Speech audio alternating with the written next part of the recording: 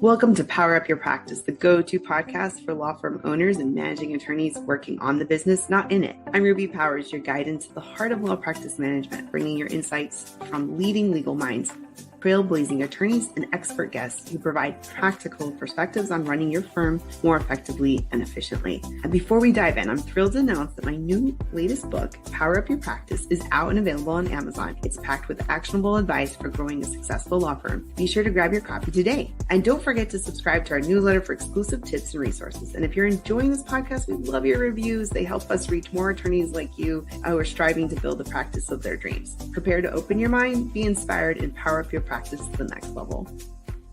Welcome, everyone. This is your host to Power Up Your Practice, guiding you through the ever-evolving world of law practice management, Ruby Powers. And I'm really excited to have Raquel Gomes, the founder and CEO of Staffy, as well. She's an author. She has an MBA and she's a psychologist. I mean, she's running a business. She's so much and a friend. And so I'm glad to have her here. And this is her second time to be on Power Up Your Practice. So Raquel, welcome to the show. Let us know a little bit about yourself. Yeah. Thank you. I mean, I was thinking, I'm going on Ruby's podcast again. I was feeling so warm and fuzzy inside, just thinking, this feels just like our coffee chats, catch-ups that we have every so often. So I love to be here. And I was one of the first guests when you initially started your podcast, which was super exciting. I think I was episode 6. Yeah. And now here I am back, and I'm super excited about Ayla coming up, where, there will be a fun comedy show. We're going to be doing a small dinner for our clients while there. And I'm super excited to see the entire, law firm community who will make it to the show this year. That's for sure. Yeah, I know. This is, that's just around the corner, like in a few more weeks. And, it's great to see a lot of friends in live, and because sometimes you only get to see people maybe a few times a year or once a year. So, and even just like getting you back on the show, we're both so busy. It's hard to get us on the same schedule. So I'm glad to have you on again. For those who might not have heard the first episode or don't know much about your background, like, tell us a little bit about your career journey to, building up Staffy and just where you've been. Yeah, for sure. So I started my career in psychology, and eventually I moved into the high-tech corporate world. Growing up, I grew up in the south of Brazil. I am an immigrant myself. And I often heard that because I was a woman, that I would have to choose between a career or family, that I could not have both successfully. And that never sat well with me. It really created an inner fire that led me to study psychology, because why my brothers were able to live a full life and have their dreams come true, and I couldn't because I was a woman. And I chose to study psychology because, number one, I wanted to challenge those limiting beliefs that I learned growing up. And number two, I knew early on that my mission was to help women believe that they could live a full life. And that would start with me. And I worked as a clinical psychologist for a few years. And then I moved to the US to pursue an MBA in international business. I climbed the corporate ladder in the high-tech space. And at that point, I was living proof that a Latina could have a successful career, but I wasn't happy. I was traveling weekly, home only on weekends, working late hours, and with no time to do the things that I enjoyed in life. Then I became a mom, and when my daughter was 3 months old, I was faced with a situation at work. Both my husband and I had to go on separate business trips, and I didn't have who to leave our daughter's data with. And to my surprise, my boss was totally disinterested. He had no time for my problem. He totally ignored it. And that's when I hit my breaking. I was giving my life to another company and doing all those things, sacrificing a lot of my personal life. And that was time to put a stop to it. So I took a break. And when Staffy was created, it was created to help law firm owners run their firms and lives successfully, for those owners who want to see their businesses growing and flourishing, but they don't want to sacrifice their lives in the name of success, to be able to disconnect and be present on those family vacations, which is so hard for lawyers, especially to be able to stop work at 6 p.m. That's like, I know that for a lot of people, that's a luxury, and really it's not, it should not be. So I really created Staffy to help law firm owners achieve freedom successfully. And we're in this journey, which is very fulfilling to me. That's, I know we've had these types of conversations before, and that's a lot of the reason why I started my own law firm was to have children and be able to get away when I needed to be like primary caregiver and things like that. Or like even just recently, I had to stop everything and go be by my dad's bed when he was in hospice, and my team stepped in, and it was just amazing. But like, I think it would be, I don't know, it's crazy because like to build up, to be able to build up a team, to be able to do what you want to do with your time, it does take a lot of blood, sweat, and tears to build that up, I think. But the same, and it does take the need to be good at delegating. But sometimes the sacrifice might seem like it outweighs the benefit. But I think in the long run, I'm happy with my choice. But back to what you were told, I think that a lot of different generations of women have been told similar things about how they couldn't do everything. And I once heard something in law school, and I think I've said this before. It's like you might not be able to do everything at the same time, but you can. You just have to sort of find that time to do it. Like you could do everything, but you can't do it at the same time, something like that. Yeah. And so I feel like that's a lot more positive. and I just sort of find like a season, maybe I need to be at the time, like my kids are 12 and 14. They're a lot more self-sufficient. It's way different when they were under 5. But I was building up my business and my brand and all of those things when they were little. And I'm glad I did. And so where I am now. Yeah, absolutely. Like when I started Staffy, it was the same. Like, okay, I wanted to create a big impact in the world, number one. Second, I wanted to achieve financial freedom completely for myself and my family, which boils down to generating more revenue. And 3, I desperately wanted to have control over my time. And those are the reasons why I started my business. I see many women law firm owners going on their own for the same reasons. And the key here is to not lose sight of why you started in first place, because it's so easy, to overwork, to sacrifice your life to build your business. And I get it that in the first year, honestly, I was putting my daughter to bed. I was back on my computer. I was working until midnight. First year, I was out there doing a lot of networking myself, and it was exhausting. I mean, the first year, I get it, but then don't lose sight to why you started. Being able to reconnect with your why, it's so powerful. Because if you're gonna keep living life like that, I mean, why then leave your well-paid job, maybe for big law or something like that, like. So I think we all take a leap of faith in ourselves when we go on our own and we start our own journey and our own businesses. And oftentimes we lose sight and we end up doing all the things ourselves. We end up caught up in our own limiting beliefs, that we have to overly hustle and sacrifice in order to generate an income, especially women, because we were told either somehow we heard.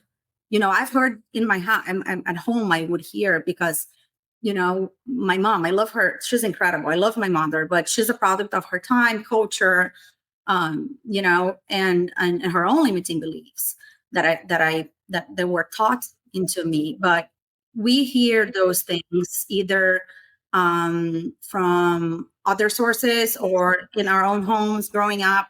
So that's why for women, I think it's especially harder than for men. And we think that, if I'm going to be financially free, I need to sacrifice my life. I cannot be living in bliss. I cannot have a full life. It's impossible to have both. And sometimes it's so engraved in us, these thoughts that we overwork, that we sometimes, honestly, and it's not something that you're ever, I would say, over with, but we have to teach ourselves to reparent our own selves and challenge those limiting beliefs. And I believe it's a journey. It's like going to the gym. If you stop doing it, it's a muscle that we build, inner muscle, right? Yeah. And I think it's very important to go back to that original why. And so you can allow yourself to identify what are the limiting beliefs that are stopping you from going to the next level of success in your life. And I'm not only talking about financial success. Success is like being able to live a full life, being able to stop work whenever I want. Like if I want to pick up my daughter from school, I want to spend with her after 3 p.m., I do it. I want to go to the gym during the day, I'll do it. Like, you don't have to be in this constant hustle mode in order to be successful. And honestly, I've proven that to myself. Like we've grown so much, and we're continuing to grow and continuing to innovate. And I believe that I am I'm growing as a person as I grow my business. I'm really growing as a person, and that includes I redefine success. I do success in my own terms. I have a business that supports my lifestyle. I have a business that allows me to live life and to feel success in my own terms instead of having a business that is running my life, which I used to have a few years ago. And I know that a lot of women struggle with that. That's a very delicate subject. Yeah, I agree. And men and women alike, and, from what their different backgrounds, but this book comes to mind. I think it's called Secrets of the Millionaire Mind, Mastering the Inner Game of Wealth by T. Harv Eker. And he talks a lot about there's this blueprints that we have, whether subconsciously or not. Pretty much we don't know about it usually. Like what your mom said to you, for example. And it's focusing on wealth, but the way I look at it is it could be for anything. Like, don't go outside after night. Don't do this. Don't do that. Don't do that. La, la, la, all that, like fear. Right. And then my mom was awesome in some stuff and not so awesome in others. But one of the things I'm really grateful is that she was super supportive of me being an exchange student to Rotary, to Belgium, and my gap year from high school. Yeah. And I know that was a pivotal year for me to grow in my independence and my strength and my confidence. And but there's a lot of, that's just one example. Like some people are just so fear driven that they think they're helping their kid by saying, don't do this, don't do this, don't do that. Like they're keeping them alive, but reality, they're just keeping them scared, sort of like a chained elephant. And then when they get bigger, then the chain can't control a large elephant, but mentally they're still there. But I love talking to you about like limiting beliefs and breaking free of those things, because it's so true. And it really does dovetail well in the whole delegation conversation, because a lot of times when we're talking to people about it, like they don't know why they don't delegate. And but it's really because a lot of these things are holding them up, like perfectionists or feeling like they can do things better, etc. But or just just controlling and things like that. But I wanted to ask you, since you're so into this space, like you've seen a lot of people succeed, and you sort of know what it takes. What would you say are some steps for successful delegation with a remote team, like how to maximize a remote team? Great question. And we see many law firms that tried working with nearshore or offshore remote teams and failing completely and miserably, and feeling miserable, like and feeling like, oh, this doesn't work, right? There's a lot of law firms that we talk to that blame on the remote aspect, that blame on the nearshore aspect, or blame on the offshore aspect.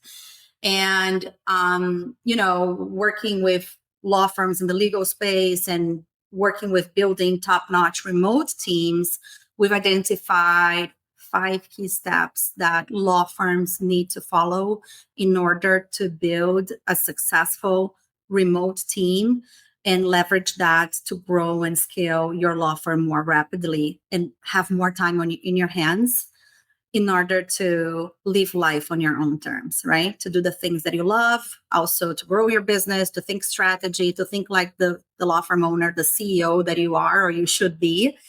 But also for me, it's very important for us to be able to take care of our health, our physical health, of our mental health. And you do that by dedicating time to yourself, right? Being able to work out, being able to eat healthy, being able to go see those healthcare professionals when you have to, and things like that. And be able to enjoy time, quality time with your loved ones is something so important for our mental health, for spiritual health, for our physical health, right? More than we can imagine. So those things are key for me, and they're key to be able to do and help other people out there, entrepreneurs and business owners out there, to be able to achieve those things. So the 5 steps, and I'm going to go over this 5 steps, and we can make it interactive, because I know you also have a lot of experience in building remote teams yourself. So I think that's what makes this so special as well. So the number 1 step is really hiring slow. And when I say hiring slow, it doesn't mean that you're just slowing down the process for no reason or with no specific purpose. Hiring slow means that you're taking the time to actually evaluate what are the things that you want to delegate to this next hire. And many law firms make the mistake of whenever they want to bring a new team member, they are so desperate to bring that team member that they don't take the time. They burn that step. So they just need to hire anybody to come in and fulfill that seat, because maybe they had an important person that quit overnight or got sick. They didn't have redundancy. It's so important to always have redundancy in your business. I learned this the hard way many years ago. Now you need at least 2 people doing that same thing and doing that same thing well, because if someone, for some reason, falls off, you have the time, you have that other person that support, and also having systems, right? Processes to support and be able to ramp up that person coming up. But very important is the first step: sit down, take the time to think these things through. And a lot of us don't do that. So take an hour to write down what are the things that are consuming your time, or someone else from your team's time. What are the things that you need to delegate to this next hire? So that would be the first step. And I think that's really, so it seems like duh, but it's such an important step, because I remember helping a friend that was coming over to you guys, and she was like, I think I need an admin. No, but I think I need a legal. And that, like, I don't know what I need them to do. And then it was just, and then that's hard for whether or not you're hiring on your own or using a staffing agency or whatever. It's like, I think that's what a lot of life is figure out what you want and what you need, and then you can zero in on having to solve that solution. But it's so critical. And I think that we've talked a lot about this in the past, like just doing a time audit for yourself, your team, what can be delegated, what can be automated, eliminated, what's not necessary now because you have a different tech stack potentially. And so there's a lot to be thought about. And I often just say, don't just think about yourself, like, what about your team and how can you save them time as well? Because if you're the owner, you're paying for their time if they're doing something inefficiently. Especially your highly specialized, more senior team members. Mm-hmm. You want to be able to have them focus on the things that they are great at, and they have unique knowledge to do those things. But I am sure if you audit their time, there's a lot of things that they're doing. There is administrative. There is that someone else could be taking on. It doesn't require their level of expertise. So definitely, if you want to scale and have them focus on doing those things that they're highly scalable to do more of, we highly recommend you audit their time also, and you delegate the things that they can easily be delegating to someone that will cost you much less per hour as well, for sure. And then, so the next step is, it seems, putting the right people in the right seats, which may seem obvious, but the most common mistake that small law firm owners do is rely on only one interview when deciding who to hire. So now you've done the first step, which you define, okay, these are the tasks that I need to delegate to this next hire. Then you have to assess what type of skills you need in this next hire, what type of degree, what type of experience, what type of background, but this is very, very important, what type of personality they need in order to thrive in this role, what type of soft skills they need to thrive in this role.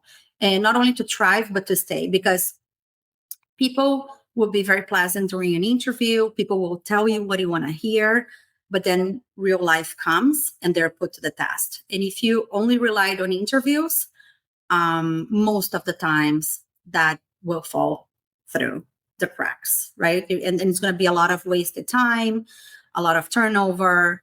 There will be failure, and that's very demotivating for a business owner, especially because our time is so limited, right? We all have the same amount of time during the days, and if we're bringing the wrong hire from the get-go, that will, if you take the time to do the vetting and the screening properly of the candidate. So it's very important to not burn the steps. We recommend that you follow a vetting and screening process. And I'll tell you what we do internally is what we recommend you do as well, which is do those personality assessments, conduct those behavioral and soft skills assessments. So we're testing for communication, empathy, attention to detail, problem solving skills, organizational skills, super important. Like, for example, if a lot of the tasks that you need to delegate are client facing, you need to ensure that this person is very high on empathy, that this person is great at communicating, that this person has the type of personality that thrives from human interaction. And again, during an interview, everyone will tell you what you want to hear. And people oftentimes they lie during interviews. We recommend that you call 5 years of employment, to see if that person would be rehired. See if you have any negative review from a former employer. We recommend you call the universities, validate that they actually have a diploma, the degree that they're saying that they do. We recommend that for nearshore, you do also background checks to make sure that they're clear of anything police-related, fraud, money laundering, fraud, and things like that.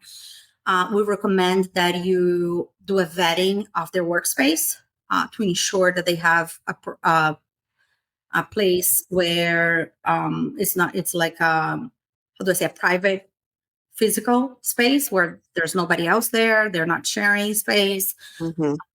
We their connectivity, their internet has to be vetted and screened properly as well to ensure that it's has the minimum qualifications to be able to be on video calls, to be on calls, and the quality of the connectivity is so important as well. The computers need to be vetted as well to ensure they're free of malware. There's a lot that goes on. We recommend that you do several interviews, not only several team members interviewing that person. What else?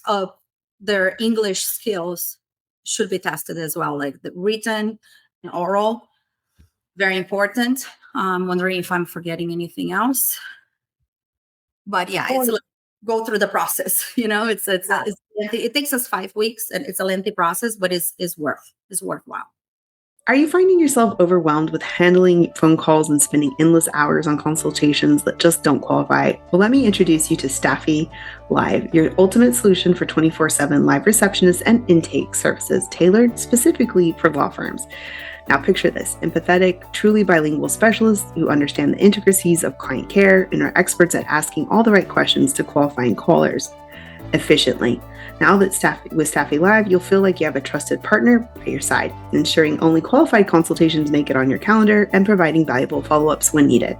As someone who's been using Staffy Live for my own law firm, I couldn't be happier. And I guess what Staffy Live is now offering a generous 15-day free trial with no strings attached. You can head over to staffy.cc. That's stafi.cc and click Get Started. And don't forget to use the code RUBY, RUBY. Your future self will thank you. And that's so important because I know that that's what caused me to have so much turnover in the beginning of my firm, because I didn't know what I was doing. in the screening and hiring process. And I later heard from a consultant about hiring like something like 50-50 chance. I think if you interview and that's all you do and you don't know what you're doing when you interview, like not using behavioral questions or not sort of, the more you do this and probably the more you're trained and everything, like the more you pick up on cues.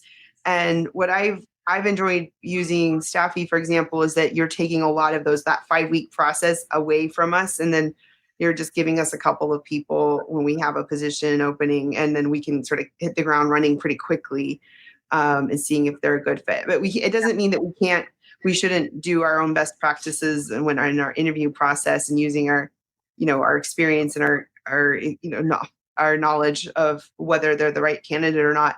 But that speaks volumes, because I find that in a lot of people starting out and building up their team, this is where they get really afraid of this element. And then if they don't know anything about hiring or managing, then they make a lot of mistakes. So those are really good tips. What's one of the next ones? Okay, the next one is to have a strong onboarding process for the remote hire. And the most common mistake the law firms make is they think that I'm going to call it the VA. You bring a VA, a virtual assistant, and you think that they're going to figure things out on their own. Mm-hmm. And they are not. They're not going to figure things out on their own. And it's so important that the first 3 weeks, the first 4 weeks is almost like when you're having a baby, a newborn, right? That you need to be constantly watching and feeding. And so it's really important to have an onboarding process in place, having SOPs that person can follow. And for those of you who don't know what SOPs are, is standard operating procedures. They're documents that explain each task step by step, how they are done. And I know that a lot of law firms don't have those SOPs because they're small and they don't have the time. They don't have someone creating those SOPs. But we highly recommend that when you hire the new person, when you're recording everything, you're recording the training, you having that same person turn those trainings into SOPs, which are living documents that they will use to go back to it when they have questions that they can follow to do specific tasks. We highly recommend that you have those goals for the person, those metrics, the expectations are cleared from the beginning. What is it you want from them the first 30 days or even the first week? This is what I want from this first week. This is what you have to focus on. This is what I need you to master the second week, the third week, the fourth week. So that's number 3. And I know you have your, I don't know exactly about your internal processes, but I know that you have in your big, well, it's funny. We just onboarded 2 law clerks in person, and one of the law clerks said, "You guys are really organized. I'm very impressed by your onboarding." He said that. I'm not making this stuff up. And I was like, "Good job, office manager. Great job." But I know that if you don't have a good onboarding, because we can, hire Staffy to find an amazing virtual assistant or remote team member. And we can, or even if it's in person, right? But if we don't start off that onboarding with the right expectations and the right training and that schedule, then, it's like first impressions. And we need to make a good first impression. And if there's a misalignment in the goals, that's going to show up eventually, if not sooner than later. And so that's really critical. So you can't just be like, I found someone, I'm done. You have to be like ready for that first week. Absolutely. And what we do to help a lot of law firms is that we have the coaches, the support, because we have a lot of support team after you're assigned with a remote team member. And they serve as escalation points. So, for example, we have coaches that are in different areas of law, immigration, personal injury, family law, and so on. And they serve as escalation point to those remote team members who are assigned to your law firm. They have questions. And if you have SOPs already, we use to train the staff. But if you don't have SOPs, what's great is that our coaches are helping the remote team assigned to you put those together. But yes, I think having somehow building those SOPs. And honestly, you can start today. It's just step by step how to do different tasks. And I am sure when you're hiring someone in your team is having those video calls with this person to explain how things are done. Simply record those, and have the same person create a document with step by step. And that's going to be super helpful for growth and scalability. Oh, exactly. And I think having your team members help you make those documents, the SOPs, is so essential to that as well. Yeah. And then the next one is integrate the remote team into your law firm. And that's something that only you can do, because so a lot of the most common mistakes done with bringing nearshore remote teams into law firms and having them fall apart is that you're not doing a good job in completely fully incorporating them into your law firm culture. And they are isolated and you only go to them for specific tasks. And that doesn't work well at all. So the more you integrate, so we recommend that you do those daily video calls, have them send those check-ins, have someone making sure that it's good that they know that people are, attentive to what they're doing. And again, at Staffy, when you work with us, we have the coaches, they're doing this on your behalf. But if you're not working with us, do that somehow. So have those meetings, those video meetings with several team members, have other team members leverage this person, not only one person, include them in all of the all hands communications, in the all hand teams, the team meetings that you have with your staff. Have that person, incorporate this person just as you would anyone in the US, pretty much. Like if in person, how you would incorporate them in person, incorporate them, just make them feel they're truly part of your culture, they're truly part of your business. I would say they have to understand what you do end to end, not only specific tasks. They have to feel that they're part of something bigger. If you want them to last, if you want them to be very effective, if you want them to be able to be proactive in your business. And that's what we want from a hire, right? No matter where they are located. It doesn't matter if you're paying a third of what you're paying to someone in the US. They can be as impactful or more impactful. I mean, my entire business is leveraging top-notch staff, employees from Latin America. Internally as well, we have about 88 employees right now. I would say only 2 or 3 are in the US. I mean, they're all working from home anyway. But the majority of our staff, and when I say internally, is because their jobs is to make sure that we're delivering excellent service, because we have over 350 representatives assigned to law firms. But the reason why I'm saying this, bringing this up, is because the reason why we're successful is because they're us, they're Staffy, they're 100%.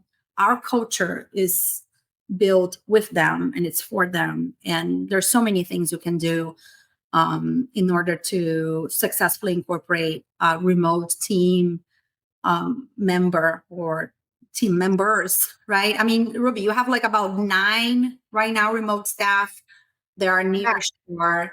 You're big into, and you're doing things right. People, I mean, you've been doing this for a while.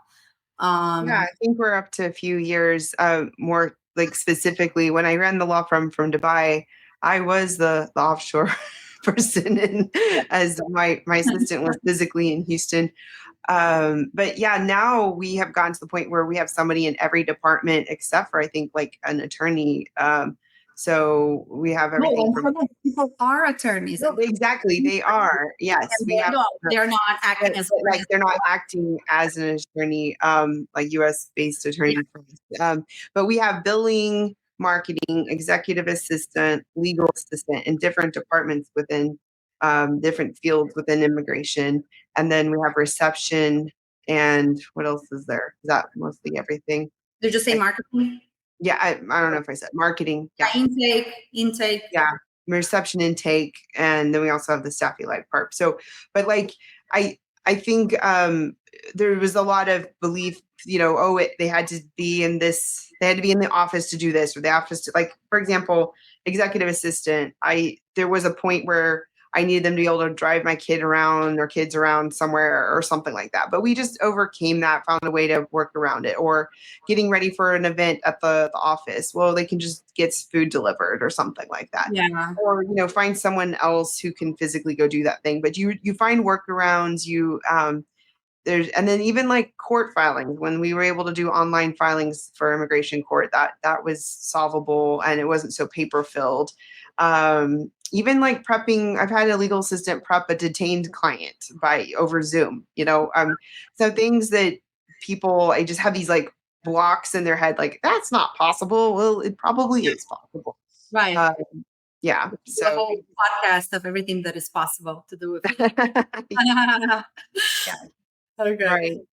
And then the next step. Yeah. The next one is continue to invest in your remote team, nearshore team, just as you would if this were in-person teams. So continue to provide trainings, continue to provide coaching, from mindset coaching to legal coaching in different aspects, sales coaching, if you want them to do intake, or if you want them to do client facing coaching, like all sorts of coaching that you can continue to provide, because then they're going to feel they're investing in them professionally. And that's what people look for when they want to stay at a place, working at a place for the long run. They want to feel like they're growing as a person, they're growing as a professional. And like us internally, we have the staff university, we have 800 modules that they got certified on. So you have access as a client throughout your subscription, so you can add them to those.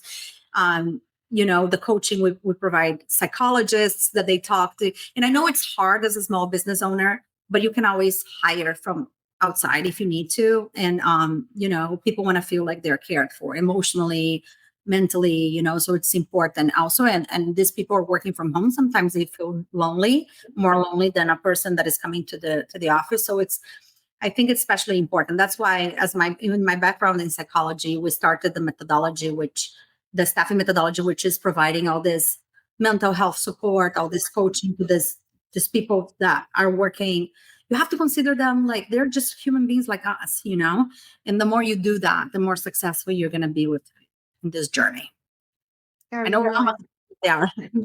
Regardless of whether they're remote or not. I mean, we have a huge hybrid team as well. Like you do need to invest in your team and constantly train and so that you can have that longevity. And if you strike that right balance of everything that we're talking about, then you'll reduce your chances of turnover, and you'll be able to really see that return on investment of nurturing and growing your team, getting the right people in the right seats, and really just flourishing and not having to waste so much energy on the hiring and the filling the gaps when there's turnover, because that can be just so exhausting and it distracts you from getting the work done. Absolutely. When you have all those SOPs in place, also when you have redundancy, then the turnover is not going to scare whenever it happens, and eventually it will happen. But you're not going to be so scared because you have everything in place for a successful onboarding of the next person as well to be taken on that seat. Well, you really walked us through a good roadmap of how to get the most out of your remote team. And I think it was pretty thorough, considering we didn't do like an entire webinar or a CLE or anything, but there's a lot of really good tips. And I'm glad that we captured that, because a lot of people ask me these types of questions. And honestly, if you're listening and you haven't built out some type of a remote or hybrid team, I think you should definitely consider it. Helps you, find and retain amazing talent, and people who have these specialties that might be hard to find where you're located. Another thing we didn't mention is like you're not having to physically pay for, like if you had to have a space for all the 350 people you were mentioning, like I in the office space I only have room for 10 people. Well, and so more home, so I cannot add anybody else. Right. It's like musical chairs. We're like, yeah, you can't come in. No, we don't know. And then usually it's sort of funny because like the government's been pulling in a whole bunch of people now to work in the office. And I'm hearing about a lot of issues where their internet's not fast enough because of all the people coming in, or they don't have enough space. And, just it's sort of like the opposite is happening in terms of like I guess it's one of the pros of having a hybrid and remote team.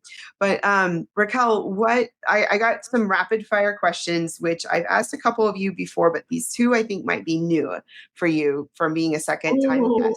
So one of them is, yeah, I am putting you on the spot, world. So what would you say is a habit?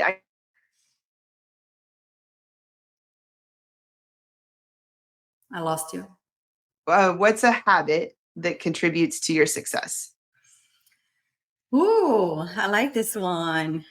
Meditation. Oh, okay. Yes, I am.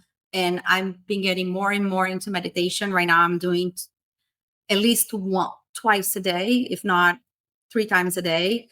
And is really getting to be who you want to be in the future, but bring that person to right now. I know it sounds crazy, but you have to change what you believe about yourself in order to get to a future self that is where you want to be. So that's what I'm doing lately. And how transformative, I have to tell you. Well, I feel like that was one of the areas I never really got into, but I need to. And maybe I do it like through prayer, but it's sort of like a meditation. But what if somebody doesn't know much about meditation, like what would you say is like a person who wants to get started? Is there like an app or just a book or? I use YouTube. Okay. I'm really into Joe Dispenza right now. Oh, okay. Yeah. Yeah. So they have some morning rituals. They have some others to open your heart, to feel the feelings, which is so hard if you think about how much. This is another whole probably webinar we should do, Ruby. Yeah, I agree. I read Becoming Supernatural. It took me forever to read that, but I felt like I was becoming a doctor reading it because there was like a lot of body. I don't know. Anyway, but it was really good though. It was good. Yeah. I probably should reread it, but I know he's got some other great books. Dispenza, I think, with Z. Yeah. I'm very bad with names, but he's great. He also does a few. I think he does one retreat every month. I'm getting ready to go to one of his retreats. I haven't done that yet, but I am I'm really en route to truly transform my life right now. The next 2 months. I'll keep you up. Awesome. No, that's yeah, it's Dispenza for those Dr. Joe Dispenza. So what would be a podcast or a book that you would recommend?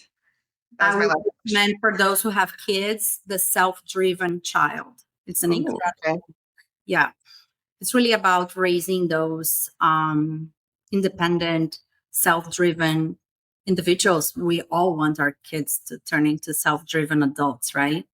Highly motivated. And what I love about this book is that it goes through every common challenge a regular parent faces with their children, like the battle for the homework, like things like that. And it really lightens you up brings a new, new perspective and what to do practically as well. So that's what I really love about this book. And I'm always looking into ways to be a better parent. So it's important. Yeah.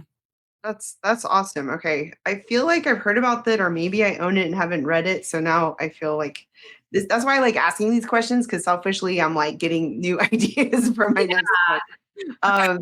That's awesome. Well, Raquel, a good idea for a gift for you now. Don't buy it. Don't buy it. Yeah, my birthday's around the corner. Hint, hint, wink, wink. Okay. How can people reach out to you, find you, if they want to connect after today's show? So the best way is through LinkedIn.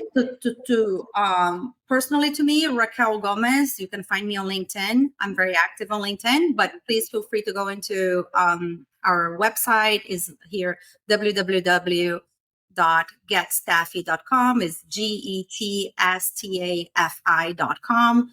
And you can start a conversation, schedule a call with our team. Now to reach out to me directly, I'm always checking my messages on LinkedIn. So that's something I'm very on top of. What I found is that for some people, I can reach them faster on LinkedIn than via email. Yeah. It's my new trick, especially if it wasn't for you, but like for podcast guests, sometimes I'm like, hello. Yeah. No, I'm very good with email because I have one of my EAs also that manages my inbox. So you get through me. And I mean, yes, feel free to email Raquel, RAQUEL @getstaffy.com. It's just a little bit long. So that's why I didn't want to give my email. But yes, either way. Awesome. Thanks, Raquel. Well, I think we did a great walkthrough, or you did a great walkthrough of 5 tips on how to have successfully delegate a remote team, and just a lot of nitty gritty into like what it takes into building that team. And of course, we could talk about this a lot, and from our years of experience in this space. But I mean, there's a lot of benefits. So if you're listening and you haven't considered a remote or hybrid team, then definitely take a look into that, and we can share even more tips. And I wrote a whole chapter about having a virtual remote team in my book, Power Up Your Practice, actually. Yeah. I got the book. I haven't got to it yet. I can see it right now. Okay. Well, this is a tip. You don't have to read it from the beginning to the end. I give permission to everyone listening. Oh, okay? that's an idea. You just sort of like hop in and out where you want to be. I like that. Yeah, and then you won't feel so much pressure because That's it is very practical. Very practical tip. Yeah, for sure. I have to keep spreading the word on that, because sometimes the type A individuals will look at it and be like, I have to finish it. If you don't go to the beginning, we're gonna lose something. Right. Understand you can hop around to be able to be self-explanatory each chapter, which that's wonderful. Yeah, and the first part is about like theory and sort of like business. And I love chapter 2 because it talks a lot of some of my favorite books, and I probably could expand that to a book itself. The second third is really a lot of the operational and the practical, the nitty gritty. And the last third is more about aspirational and more later on in your career, having a firm or managing a firm. And so, but even if you have a professional service industry like yourself, you can find a lot of practical tips from it as well. And so even having yeah. But anyway, that's another story. So, well, thanks. Just end with I'll be Ayla. If you've listened to this episode, I would love for you. We have a booth there. I'm going to be there working with the team because I love to be hands-on. I love going to these events and meeting people like you. That's what I'm there for, and building those incredible connections. That's always the highlight of these events for me, the type of connections that I build during these events with incredible lawyers, law firm owners. So please come by and say hi. I would love to meet you in person if you are at Ayla. Yeah. And just recently we decided that if you come up to me, if you see me at the Ayla conference, and you tell me one of your favorite episodes and why, I'll give you a surprise.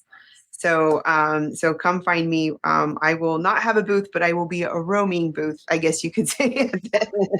But and then Power Strategy Group is co-hosting that comedy show that Roman's putting together on June 19th. And so that'll be great as well.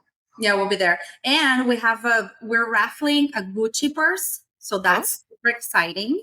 So come by the booth. Let me know that you listen to the podcast. I'd love to know that.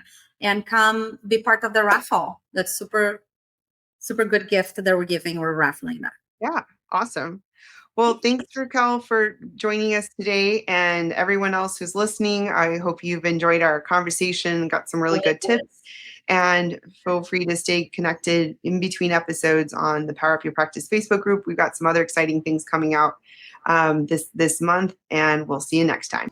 Thank you for tuning in to the Power Up Your Practice Law Practice Management Podcast. I'm your host, Ruby Powers, and it's been a pleasure sharing this time with you. If you've enjoyed this episode, please take a moment to leave us a review, tell someone else about us, and I would love to get this podcast shared with others to reach more listeners like you. Don't forget to subscribe to our newsletter for exclusive content, tips, and updates straight to your inbox. And exciting news, our book, The Power Up Your Practice, is out and available on Amazon. It's packed with strategies, 25 chapters, to help you elevate your practice and achieve your goals. So join us next week as we dive into more advice and insight on law practice management. We'll see you next time.